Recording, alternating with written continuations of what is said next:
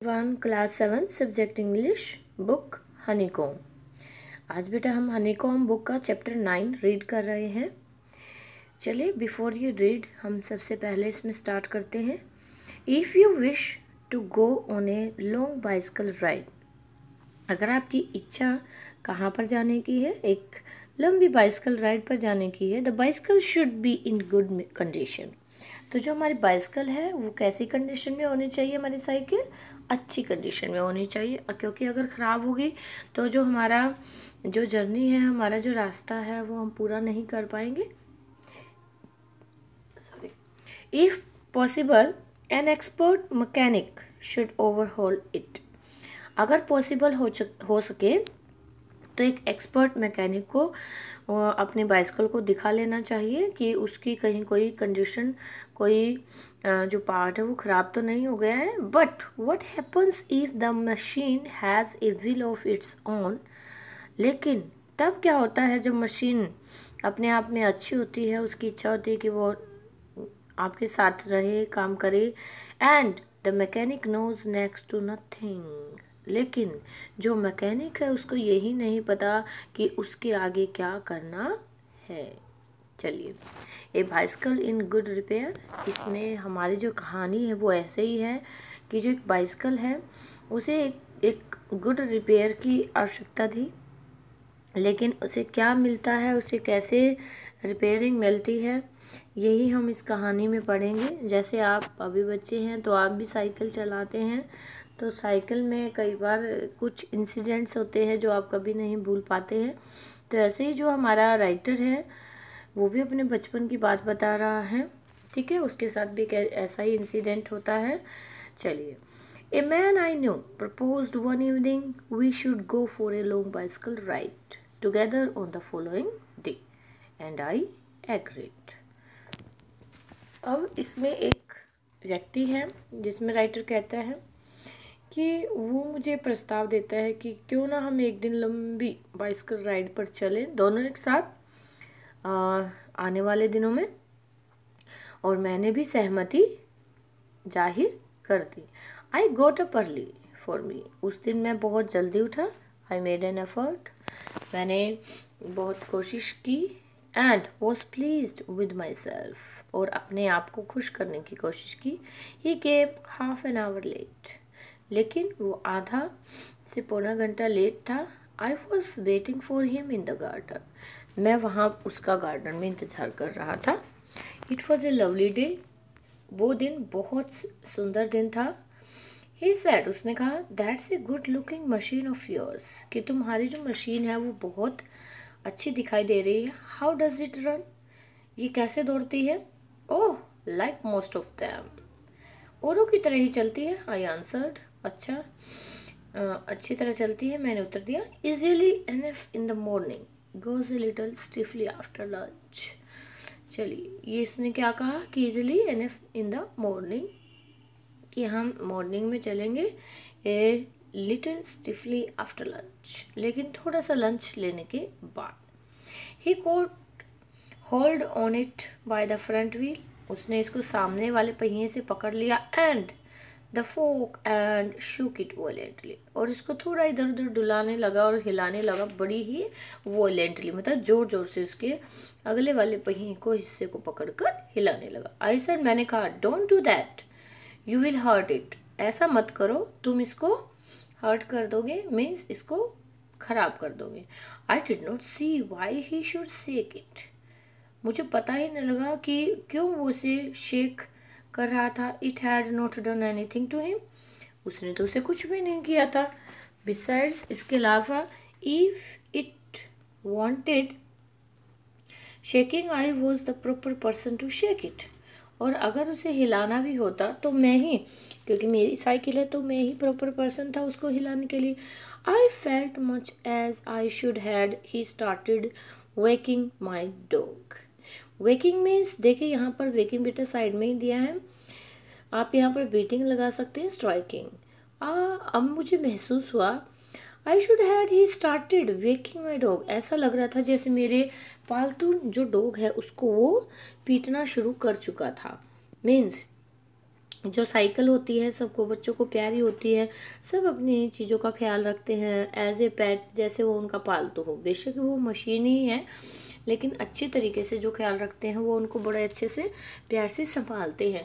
तो यहाँ पर राइटर भी अपनी फीलिंग शो कर रहा है कि मुझे ऐसा लग रहा था कि वो मेरा जो डॉग था, पेट था, वो उसको कहीं ना कहीं उसको पीट रहा था, उसको परेशान कर रहा था। He said this front wheel wobbles. Wobbles means यहाँ पर देखिए move unsteadily from side to side, means कहीं आप कहते हैं ना कि जो हैंडल है वो टेढ़ा हो गया है, या फिर जो आपका टायर है वो ठीक से चल नहीं रहा है, वो वोबल कर रहा है, इधर उधर जा रहा है, घूम रहा है पहिया। आई सेड, मैंने कहा, it doesn't if you don't wobble it. नहीं, अगर ये इधर उधर नहीं घूमेगा अगर तुम इसको नहीं हिलाओगे, अगर तुम इसको मूव नहीं करोगे। इट डिडंट वोबल, ये मूव नहीं कर रहा है। As a matter of fact nothing worth calling a wobble. ये इतनी बड़ी बात नहीं है कि हम इसको बोलें कि जो पहिया है वो हिल रहा है। ही सेड, उसने कहा, दिस इज डेंजरस, ये बड़ा खतरनाक है। Have you got A hammer, क्या तुम्हारे पास हथौड़ा है?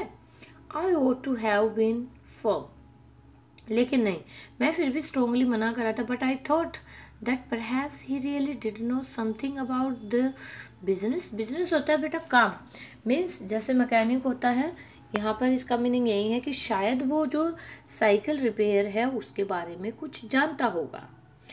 आई went to the tool shed to see what I could find. अब मैं टूल शेड में जाता हूँ और वहाँ पर ढूंढता हूँ कि जो उसने मंगवाया है वो औजार वहाँ पर है या नहीं। When I came back, जैसे ही मैं वापस आता हूँ, he was sitting on the ground with the front wheel between his legs। अब देखिए यहाँ पिक्चर में भी दिखाया गया है कि जैसे ही राइटर वापस आता है तो क्या देखता है कि जो उसका फ्रंट व्हील था उसकी साइकिल का, वो निकाल के उसने अपने पैरों के बीच में रख रखा था। He was playing with it, वो उसके साथ खेल रहा था। Twiddling it round between his fingers, अब वो फिंगर्स में उसको ट्विडलिंग कर रहा था, मतलब टर्न कर रहा था, इधर से उधर घुमा रहा था। जैसे आप भी अगर टायर आपको पास में हो, आपके आसपास रहता है, तो आप उसको ऐसे हाथों से ऐसे फिंगर से घुमाने लग जाते हो। The remnant of the machine was laying on the gravel path beside him. Remnant means यहाँ पर देखिए साइड में दिया है रिमेनिंग पार्ट्स।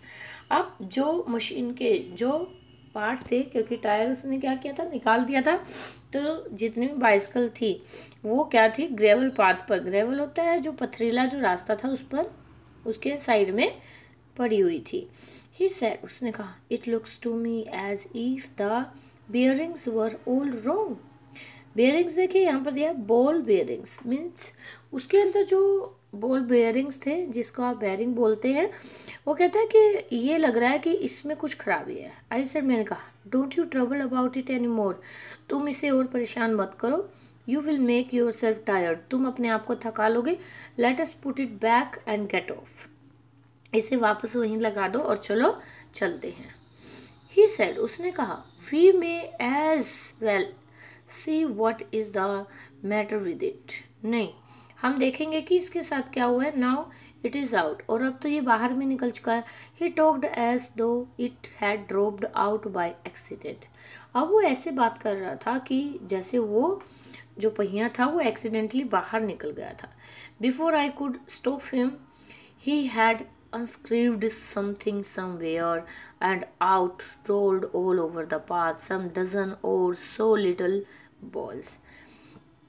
और जब तक मैं उसको रुकने के लिए बोलता तब तक तो उसने बहुत सारे, मतलब उसको अनस्क्रीव कर दिया, जो पहिया था उसको निकाल चुका था, जो बॉल्स से बेयरिंग्स थे उनको भी निकाल दिया, और उसमें से जो छोटी छोटी जो बॉल्स होती हैं, ठीक है, वो भी उसने वहाँ पर क्या कर दी थी, रोल्ड कर दी थी, मतलब निकाल दी थी।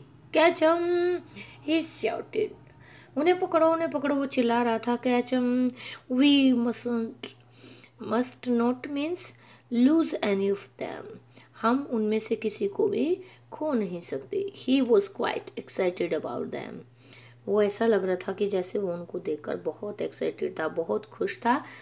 We grovelled round for half an hour. Grovelled देखिए यहाँ पर, grovelled on the ground. Gravel होता है जैसे आप कोई माला होती है, उसके मनिए आप अगर टूट जाते हैं और उनको काउंट करते हैं, तो उनको धीरे धीरे आपको पिक करना होता है। तो ऐसे ही जो बेरिंग था उसके जो छोटे छोटे जो बोल्स थी वो निकल चुकी थी, तो उन्हें कम से कम हाफ एन आवर लग गया उनको वापस राउंड इकट्ठा करने में। एंड फाउंड 16, और उनसे 16 ही मिले। He said he hoped we had got them all. उसने कहा कि मुझे आशा है कि हम सभी को ढूंढ लेंगे। बिकॉज इफ़ नॉट, क्योंकि अगर हमें वो नहीं मिल पाते, it would make a serious difference to the machine. और अगर वो हमें नहीं मिलेंगे क्योंकि, तो जो मशीन है उसमें बहुत बड़ा गैप आ जाएगा, डिफरेंस आ जाएगा। I put them for safety in my head. चलो मैं सेफ्टी के लिए उन्हें अपनी हेड में रख लूँगा। It was not a sensible thing to do, I admit. अब मैंने एडमिट किया कि ये कोई सेंसिबल थिंग नहीं थी जो उसने मेरी मशीन के साथ में की थी। ओके, यहाँ पर देखिए बेटा, आज हम यहाँ तक फर्स्ट पार्ट ही इस लेसन का करेंगे। नेक्स्ट हम यहाँ पर क्या करेंगे, हमारा जो सेकंड पार्ट है हम उसको करेंगे। उससे पहले हम कॉम्प्रिहेंशन चेक देख लेते हैं। यहाँ पर फर्स्ट देखिए, I got up early for me, it implies that first he was an early riser, second he was a late riser, third he got up late that morning। अब उसमें क्या किया उसने इसमें पूछा कि वो अपने लिए उस दिन बड़ी जल्दी उठा। इसमें क्या है, he got up late that morning, कि वो उस समय लेट ना हो जाए। थर्ड इसमें जाएगा, इसका मीनिंग है। नेक्स्ट देखिए, the bicycle goes easily enough in the morning and is little stiffly after lunch। The remark is humorous, inaccurate, sarcastic, enjoyable, meaningless। अब यहाँ पर जो हमारा है ये स्विफ्टली आफ्टर लंच, यहाँ पर जाएंगे, उसके लिए क्या कह रहा है वो, ह्यूमरस है। ठीक है, नेक्स्ट देखिए, the friend shook the bicycle voluntarily, find 2 or 3 sentences in the text which express the author's disapproval of it। ठीक है, यहाँ पर हमारा क्वेश्चन है कि जो फ्रेंड था वो उसको शो कर रहा था बाइसिकल को वॉलेंटली, तो वो कौन से सेंटेंसेस थे जिसमें आपको पता लगा कि ऑथर इसको डिसअप्रूव कर रहा था कि नहीं, जो टायर है वो वोबल नहीं कर रहा है। नेक्स्ट क्वेश्चन इसमें, if not it would make a serious difference to the machine, what does it refer to. यहाँ पर जो अभी अभी हमने पढ़ा है लास्ट लाइन में ही है कि क्या चीज़ें थी जिनकी वजह से वो कह रहा था कि यहाँ पर बहुत ज़्यादा डिफरेंस आ जाएगा मशीन में। ठीक है, तो यहाँ पर ये क्वेश्चंस हैं, ये हम बाद में करेंगे। ठीक है, तो यहाँ पर आज हमारा फर्स्ट पार्ट चैप्टर का फिनिश हो जाता है। सेकंड पार्ट के लिए हम फर्दर वीडियो बनाएंगे। तो I hope you understand. Thank you, have a nice day.